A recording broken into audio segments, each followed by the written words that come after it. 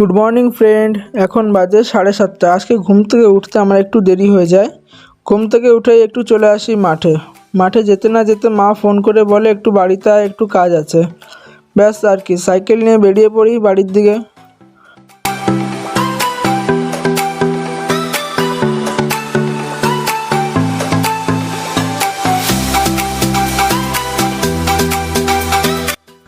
বাড়ি গিয়ে দেখি লাউয়ের তরকারি আর রুটি হয়েছে। মা লাউয়ের তরকারি দিয়ে রুটি খেতে দেয়। ব্যাস রুটি খেতে বসে পড়ি। আমি খেয়ে দিয়ে হাত ধুয়ে বাইরে আসি। বাইরে এসেই দেখি মা বোনকে রেডি করে দিচ্ছে স্কুলে যাওয়ার জন্য।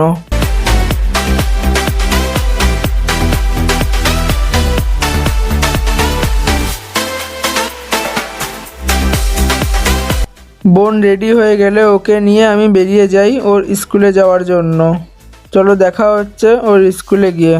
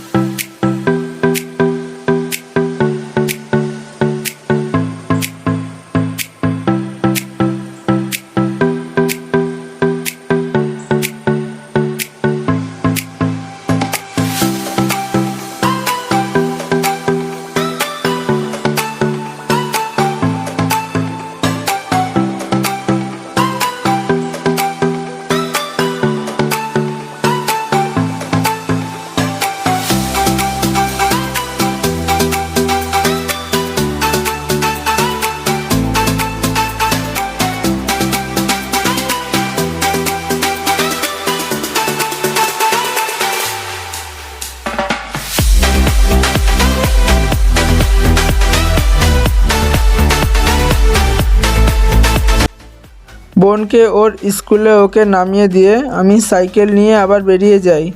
যাওয়ার সময় আমি একটু এটিএমে গেছিলাম।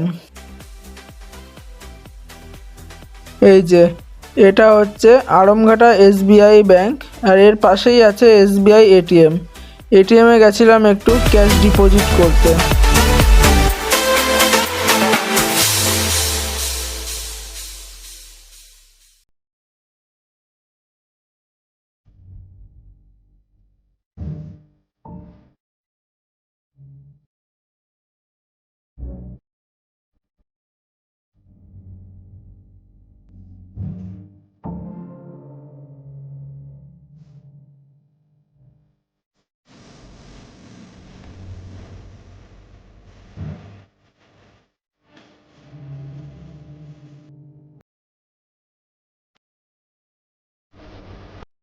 এটিএম থেকে বেরিয়ে বাড়ি যাওয়ার সময় মামার সাথে দেখা হয়। মামা আমাকে বলে চল তোর দোকানে একটু কাজ আছে, তাই আমি মামাকে বলছিলাম ঠিক আছে আমার সাথেই চল। বাড়িতে ঢুকে দেখি মা আবার আজকে ছোলার শাক খুঁটছে। মার সাথে আবার একটুখানি তক্কাতক্কি হয়ে গেল কি আমি যেটা খাই না সেটা আমাদের বাড়ি রান্না হয় কেন। মা বলছে তুই না খাস তো কি হয়েছে, বাড়িতে সবাই তো খায়।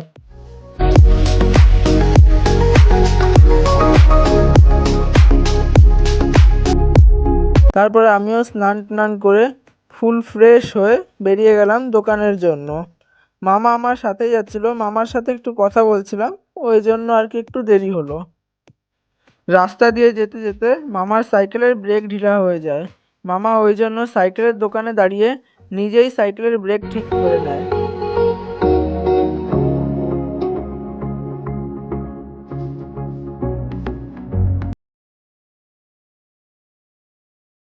আমরা রাস্তা দিয়ে আমাদের সাইড দিয়েই যাচ্ছিলাম, কিন্তু এই যে টোটোওয়ালারা, এদের কারণে রাস্তা দিয়ে চলা যায় না। এরা নিজেকে একদম হেলিকপ্টার মনে করে নেয়। দোকানে আসতে না আসতেই মামা আমার থেকে চাবি নিয়ে দোকানটা খুলে দেয়। মামা বলে তোর সাইকেল রাখতে রাখতে আমার দোকান খোলা হয়ে যাবে।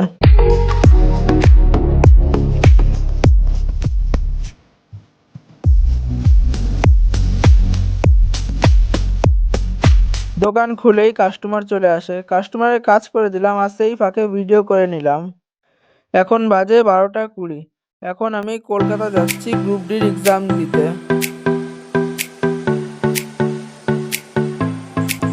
সাইকেল রেখে স্টেশনে যেতে না যেতেই আমাদের ট্রেন চলে আসে।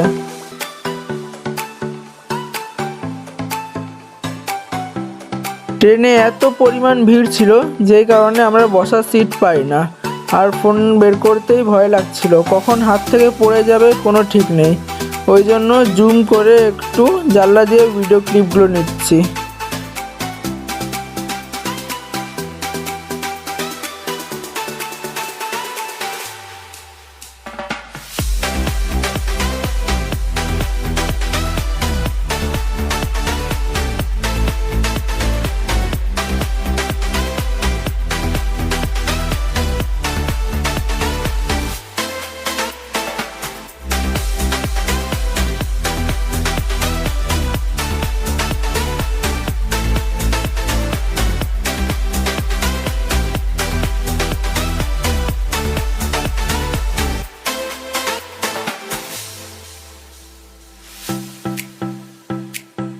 আড়মঘাটা থেকে পুরোপুরি 2 ঘন্টা 25 মিনিট ট্রেনে জার্নি করার পরে আমাদের ট্রেন গন্তব্য শিয়ালদাতে পৌঁছে যায়।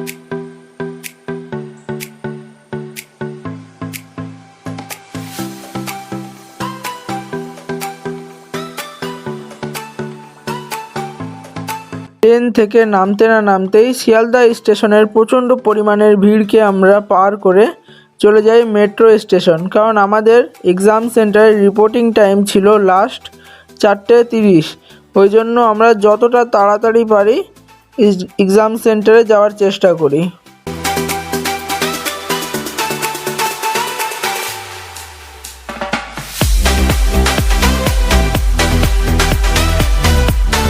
অনেকটা সময় লাইনে দাঁড়ানোর পরে আমরা টিকিটটা কাটি। টিকিট কেটে ব্যাগ চেকিং করিয়ে আমরা সোজা মেট্রোতে চলে যাই।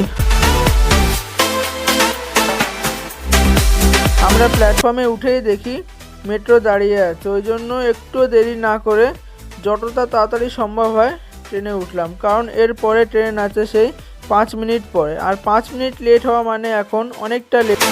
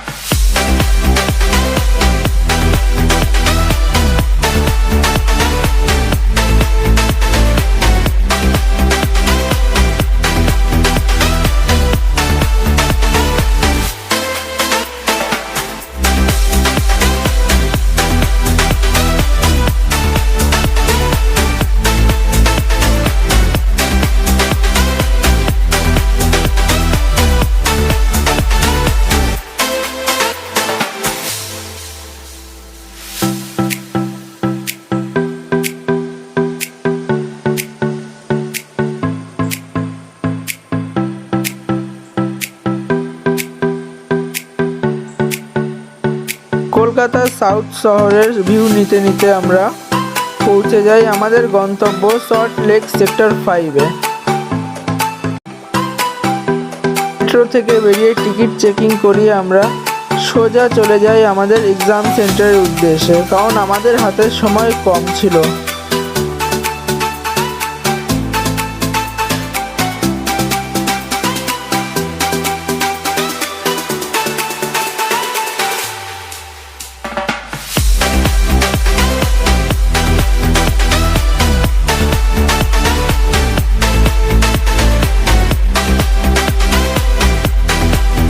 অবশেষে আমাদের জার্নি শেষ করে আমরা চলে আসি টিসিএস গীতবিতান, যেখানে আমাদের আজকে এক্সাম সিটি সেন্টার।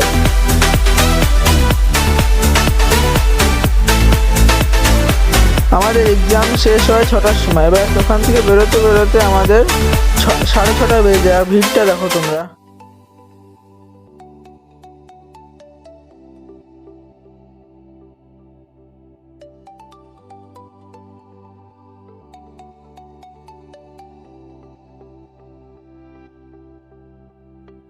এক্সাম দিয়ে বেরিয়েই সোজা যখন মেট্রো স্টেশনে যাই, মেট্রো স্টেশনে ভিড়টা দেখো কী পরিমাণ ভিড় ছিল।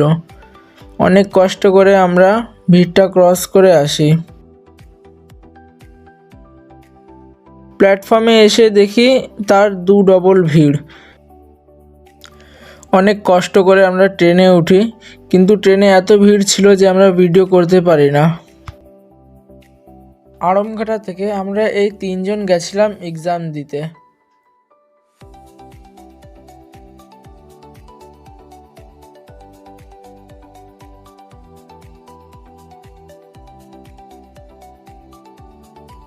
শিয়ালদা থেকে 7:28 গেদে লোকাল রওনা দেয় গেদে যাওয়ার উদ্দেশ্যে।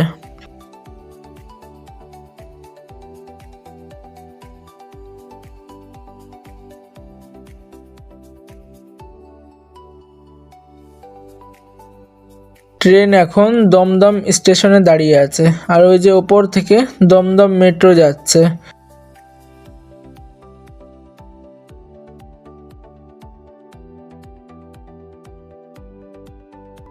টানা 2 ঘন্টা জার্নি করার পরে ট্রেন রানাঘাট স্টেশনে আসে।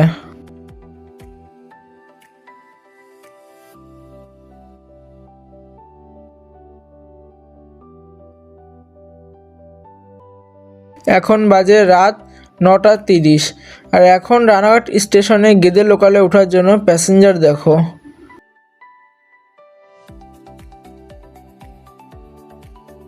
পুরো পাক্কা 2 ঘন্টা 30 মিনিট জার্নি করার পরে আমরা এখন আড়ংঘাটা স্টেশনে নামি। স্টেশনে নেমে 3 জন 3 কাপ চা খেয়ে বাড়ির দিকে রওনা দিই। চলো দেখা হচ্ছে আগামীকাল। আজকের ব্লগটা এখানেই শেষ করছি।